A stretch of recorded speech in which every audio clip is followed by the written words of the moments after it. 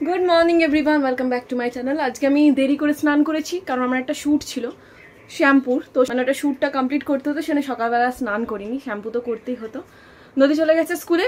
আজকে যেহেতু সোমবার আর বাড়িতে প্রচুর কাঁচকলা রয়েছে, তো ভালো আজকে একটু কাঁচকলার কোপ্তা বানাবো। তাড়াহুড়ো করছি, সুলতাদি কাঁচকলাটা সেদ্ধ করে রেখেছে, আমি এখন যাব গিয়ে সব মেখে মুখে বানাবো। বাট ভাজা মশলাও না শেষ হয়ে গেছে, একটু ভাজা মশলা বানিয়ে নিতে হবে। ভাজা মশলা না দিই খেতে একদম ভালো লাগবে না। রান্নাঘরে যাওয়ার আগে অবশ্যই স্কিন কেয়ার করা দরকার। স্কিন কেয়ার মানে আমার moisturiser and sunscreen, that's all. আর 10 টিপস স্কিন কেয়ার আমি করি না। ইভেন আমার স্কিন এতটাই সেন্সিটিভ না যে সেটাফিলের টোনারও স্যুট করে না, আর কোনো টোনারই স্যুট করে না। টোনার লাগালেই পুরো একদম সাডেন রিয়াকশন বেরোয়। পারফিউম দেওয়ার টোনার তো ছেড়ে দিলাম, পারফিউম যেটাতে নেই সেটাতেও প্রচন্ড রিয়াক্ট করে। সেই জন্য আমার বেসিক বস্তা পচা স্কিন কেয়ারই আমার জন্য একদম পারফেক্ট। তাড়াতাড়ি শোকা। আপনারা অনেকে কাল থেকে মেসেজ করছেন যে দুর্গাপুজোর শপিং ব্লগটা তাড়াতাড়ি শেয়ার করতে, যাতে মানে ইনফরমেশন প্রপার পাও আর তোমরাও একটা আইডিয়া পেয়ে যাও। তো ঠিক আছে, আমি চেষ্টা করছি। আজকে রাত্রেবেলায় পুরো শপিং কি করেছি আমি দুর্গাপুজোর জন্য, ঠিক আছে, সেইগুলো দেখাবো। বাট এবার একটু বেশি শপিং হয়ে গেছে, প্রচুর হয়ে গেছে। এটা নয় আসলে কি বলুন তো, ওই যে গেট উইথ মির জন্য শ্যুট করি না, তো ওইখান থেকেই মানে হরে ধরে এক ব্যাপারটা হয়ে যায়। আমার দুটো শাড়ির ব্লাউজ এখনো হয়নি। রিসেন্ট এই লিপ বামটা সকালবেলা ইউজ করছি, যেটা হাইপেনের, আর এটার মধ্যে না SPF 30 আছে। বাট এখনো পর্যন্ত সেরকম কিছু নোটিস করিনি যে ভীষণ ভালো কিনা, তবে শুনেছি ভীষণ ভালো। এটার মধ্যে কোজিক অ্যাসিডও আছে। না, এটা টিন্টেড না, তবে হাইপেনের টিন্টেডও আছে, সেটাও আমার কাছে আছে। এটা বেসিক সকালবেলায় লাগানোর জন্য, তবে এটা অনেকক্ষণ ধরে লিপকে ময়শ্চারাইজে রাখে। নর্মাল লিপ বাম লাগালে অনেক তাড়াতাড়ি আমার লিপস ড্রাই হয়ে যায়, বাট এটা হয় না। কালকে লাল চাঁদ কারা কারা দেখেছেন কমেন্ট করবেন। আমি তো বেশ ভালোই দেখলাম, বেশ ভালো লাল চাঁদ। যাই হোক, ভালো লাগলো। যে কোনো অদ্ভুত জিনিসই প্রথমবার দেখলে ভালোই লাগে। চললাম, টাটা। প্রথমে আমি ভাজা মশলাটা করে দেবো। আচ্ছা, এর মধ্যে জিরে ধনে দুটোই দেওয়া যায়, বাট আজকে আমি শুধু জিরে দিচ্ছি। জিরে আর শুকনো লঙ্কা এই দুটোই বাড়ছি। জিরে আর শুকনো লঙ্কাটা দুটোই একসাথে যদি দেওয়া হয় না, জিরেটা আগে পুড়ে যাবে, অথচ শুকনো লঙ্কাটা ভালো করে মানে হবে না, রোস্ট করা হবে না। সেই জন্য আগে আমি শুকনো লঙ্কাটা দিয়ে ওই কালো কালো একটু হয়ে যাবে, তারপরে জিরেটা দেবো। একটু বেশি করে রাখছি, আবার তো সেই করতেই হবে। আর এই ভাজা মশলা সবেতেই লাগে মোটামুটি টুকটাক, যদি ভালো রান্না বান্না হয়। বিশেষ করে আমি এত খিচুড়ি খেতে ভালোবাসি, খিচুড়িতে তো ভাজা মশলা মাস্ট।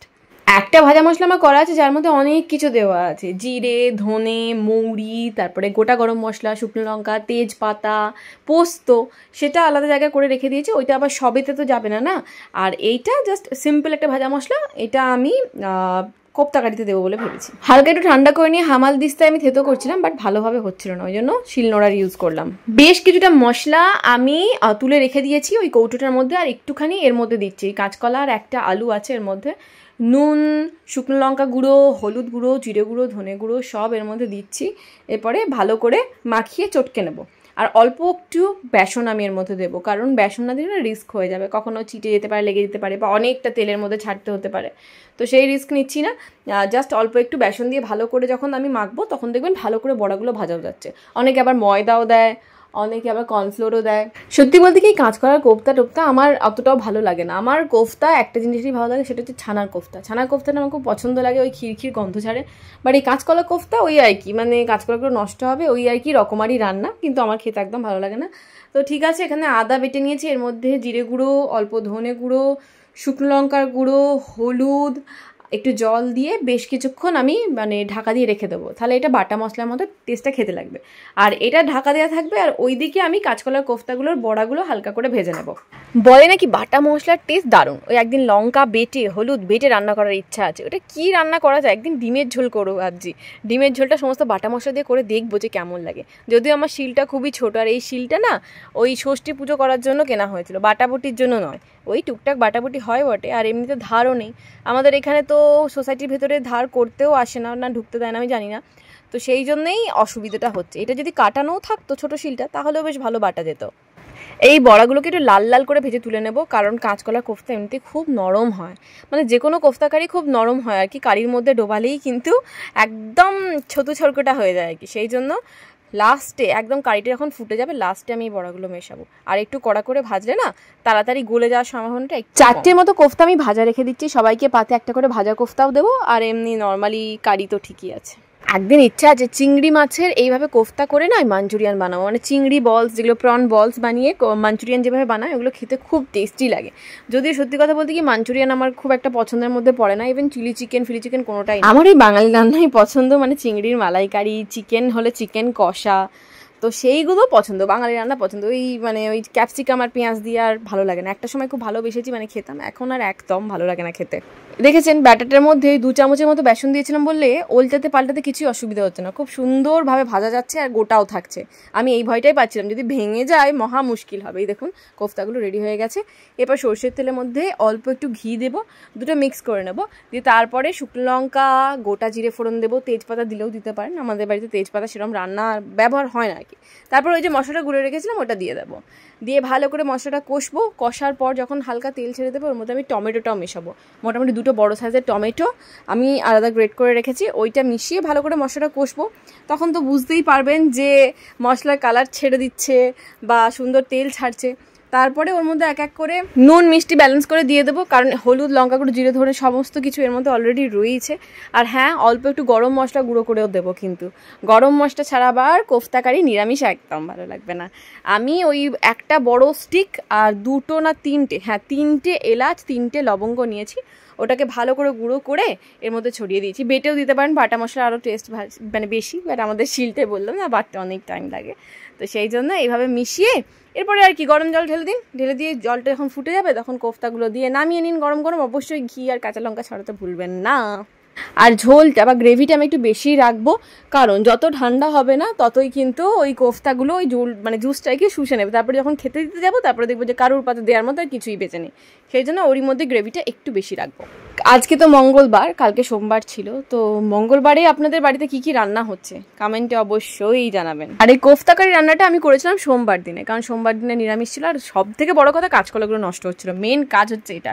আর কত আর ভাতে খাবো বলুন তো, ভাতে খেয়ে মুখটা পচে যাচ্ছিলো। এরপরে বলবো মিস্টার মুখার্জিকে বাজার গেলে একদম আর কাঁচকলা যাতে না আনে। এমনিতে আমি কনস্টিপেশনের রুগী ভাই, তার উপরে রোজ রয় একদিন ছাড়া ছাড়া বিট গাজরের জুস খাচ্ছি, মানে বুঝতে পারছেন এরপর যদি কাঁচকলা উপরি পাওনা হয়ে যায় অবস্থাটা কি হবে। তো এখানে দেখুন আমার কোফতা কারি একদম রেডি হয়ে গেছে। তাই এখন যখন রেডি হয়েই গেছে মিস্টার মুখার্জিকে খেতে দিই, ওকে বাটিতে তুলে ওকে খেতেটা দিয়ে দিই, তাহলে ও অফিসটা সুন্দরভাবে বেরিয়ে যেতে পারবে। তারপরে আমি নদীর ওপর কনসেন্ট্রেট করতে পারবো, মানে নদীর পড়াশোনার উপরে। নদীকে সায়েন্সের রিভিশন দিয়েছি, খাতায় লিখতেও লিখবে এখন সুন্দর করে বসে। 3:45 বেজেই গেছে, আর আমি আধ ঘন্টার মতো একটু ঘুমিয়ে নিই, কালকে সারা রাত ভালো ঘুম হয়নি। তেল আর বলবেন না, ঘুম থেকে উঠেই নদীর টিচার এসেছে, নদীকে টিচারের কাছে পড়তে দিয়ে আমি বেরিয়েছি, কারণ আমার পুরো মাথা থেকে আউটে হয়ে গেছিলো। আজকে রশনের বার্থডে, ঠিক আছে, রুকসানার ছেলে রশনের বার্থডে। আমি গিয়ে দেখছি ও বসেই আছে, ও একা, বেরোনোর কোনো চান্স ছিল না। আমি ওকে তুললাম, বললাম চল ওর জন্য একটা কেক অন্তত নিয়ে আসি। তো আমরা দুজনে মিলে প্রথমে গেলাম বাগনাটে, ওখানে গিয়ে সমস্ত স্ন্যাক্স তারপরে কেক এটা অ্যারেঞ্জ করে নিয়ে এলাম। আচ্ছা রশনের জন্য বাটারস্কচ কেক নেওয়া হয়েছে, ও বাটারস্কচ খেতে পছন্দ করে, ওই জন্য অনেক রকমের ফ্লেভার ছিল, বাট নেই না সরি ম্যাঙ্গো নেওয়া হলো না ওর জন্য, ম্যাঙ্গো নেওয়া ভুলে গেছি, ম্যাঙ্গো কেক নেওয়া হয়েছে। আর বাচ্চারা যা যা পছন্দ করে মোটামুটি পেস্ট্রি সব মিলিয়ে মিশিয়ে নিয়ে নিয়েছি। পছন্দ হয়েছে রশন? এটা ম্যাঙ্গো কেক ভালো, নদী খেতে ইচ্ছা করছে। লাইটার নেই, এই তো happy birthday to you, happy birthday to you, happy birthday dear Roshan, happy birthday to you, may God bless you, may God bless you, happy birthday, happy birthday, happy birthday to you, clap clap clap. চলে এসছে রশনের বার্থডেতে cake খেতে। ওকে ছোটখাটো করে রশনের birthday celebration হয়ে গেল। এখন আমি একটু পূজার বাড়ি যাচ্ছি। পূজা অনেকদিন ধরে বলছিল নদীকে নিয়ে এসো, কেন জানি না, তো আমি যাই এখন গিয়ে দেখে আসি। এমনিতেই সারা দুপুর আজকে নদী পড়েছে, সন্ধ্যেবেলা পর্যন্ত ম্যাম পড়িয়ে গেছে, তো ঠিক আছে এখন আমি যাই। আজকে ও তারিখ হলো, শাহানা 13 তারিখে আসছে, 13 তারিখে আসার পর আমরা একটু আউটিং করব, মানে অবশ্যই শনি রবিবার দেখে, কারণ নদীর তো এক্সাম চলবে না। এই আর কি, ও কবে থেকে বলছিল বিরিয়ানি খেতে যাবে, বিরিয়ানি খেতে যাবে। একটা কোনো একটা বিরিয়ানির রেস্টুরেন্ট খুলেছে নতুন, ও নাকি খেয়েছে খুব ভালো, তো আমাদেরকে বলছিল চলো আমরাও যাব, তো সেই জন্যই আমরা প্ল্যান করছিলাম আর কি, যে ঠিক আছে তুই আয়, ফিরে আয়, তারপরে একসাথে যাওয়া যাবে। দেখি পুতুলটা তোর সাইজের হয়ে গেছে দেখি। আরে না না জামা প্যান্ট। এটার নাম কি? কি নাম এ? পটি। হ্যাঁ এই না পটি? এইটা আবার কি নাম রে? মা তো কি সুন্দর সুন্দর নাম দেয়। ছুঁয়েছিস তুই তো আমাকে ছুঁয়ে। এই ও মা ওকে কেন এরকম করে অত্যাচার করছিস? পিহুর জামা। পিহু তো বেশি ইয়ে পরবে না। ওয়াও কি কিউট জামা পিহুর। বাহ সুন্দর। কেন তুই ও কিছু বলে না, কালকে ম্যাম আসবে না, ওকে দেবে দেখো লেখা কমপ্লিট না হলে। পিহুর এটা সুন্দর হয়েছে, খুব স্টাইলিশ। বাহ এটা পিহুর কোয়াড সেট খুব সুন্দর হয়েছে। ব্ল্যাক আর ব্ল্যাক নদী দিদির। বাহ এটা খুব সুন্দর হয়েছে, দারুণ লাগছে। হয়ে যাবে তোমার? তোমার হয়ে যাবে? বাও কি সুন্দর, খুব ভালো লাগছে এটা। এই আর এইটা না খুব উঠেছে এবারে ব্ল্যাক এর মধ্যে।